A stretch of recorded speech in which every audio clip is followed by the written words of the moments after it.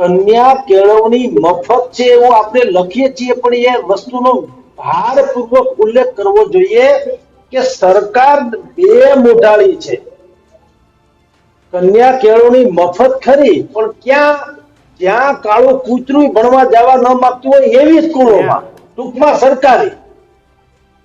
તમે શું ધર્મશાળામાં તમારે રહેવું હોય તો એસી ની માગણી કરાય નહીં, એ તો એના ભાવમાં જ હાલે. એમ સરકારમાં ખબર નહીં કેમ ખાનગી શાળાઓને પણ શું કામ એવી મંજૂરી આપી દેવી જોઈએ કે તમને ફાવે એવા મોઢા ફાડીને તમે શિકાર કરજો. આ કન્યા કેળવણી કન્યા ખાનગીમાં આવે તો કન્યા કેમ નથી રહેતી અને સરકારીમાં આવે છે તો કેમ કેળવણી મફતની વાતો થાય છે?